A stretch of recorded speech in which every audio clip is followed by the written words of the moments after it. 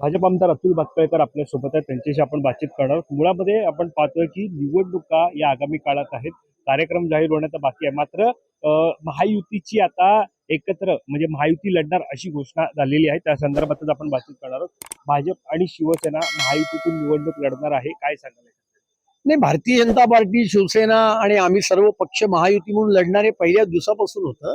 आजच्या पत्रकार परिषदेमध्ये आमचे प्रदेश अध्यक्ष माननीय रवींद्र चव्हाण यांनी त्याच्यावर पुन्हा एकदा शिक्कामोर्तब हे या ठिकाणी केलेलं आहे आणि त्यामुळे महायुती म्हणून आम्ही निवडणुका लढणार होतोच, ते लढणार आहोत आणि त्या ठिकाणी महायुती सर्व महानगरपालिका आणि जिल्हा परिषदा प्रचंड बहुमताने जिंकेल, हेच यातून स्पष्ट होतं. महापौर कोणाचा असणार आहे? कारण का वारंवार म्हटलं जातंय की भाजपच्या सर्वाधिक जागा असतील, शिवसेनेच्या सर्वाधिक जागा असतील. हे बघा, ही निवडणूक आम्ही महायुती म्हणून लढवतोय आणि त्यामुळे महापौर भाजपचा असेल का शिवसेनेचा असेल याची चर्चा आता आम्ही करत नाही आहोत. आम्हाला आता केवळ महानगरपालिका, जिल्हा परिषदा जिंकणं आणि ट्रिपल इंजिनचं सरकार या राज्यामध्ये निर्माण करणं हे आमचं ध्येय आहे.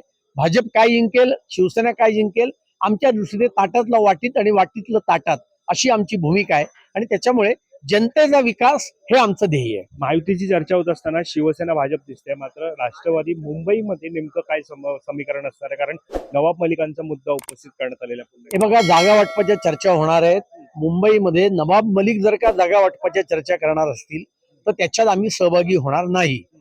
ही भारतीय जनता पार्टीची स्पष्ट आणि स्वच्छ भूमिका आहे आणि त्यामुळे त्यांना जर का महायुतीमध्ये यायचं असेल तर त्यांनी काही वेगळा मार्ग अवलंब करावा, पण महायुती म्हणून आम्ही निवडणुका लढणार आहोत हे स्पष्ट आहे. तुम्ही वेगळा मार्ग अवलंबवा असं सांगत आहात, नेमका कोणता वेगळा मार्ग त्यांनी अवलंबवा हे देखील नवाब मलिकांच्या नेतृत्वामध्ये आम्ही जागा वाटपाची बोलणी करणार नाही.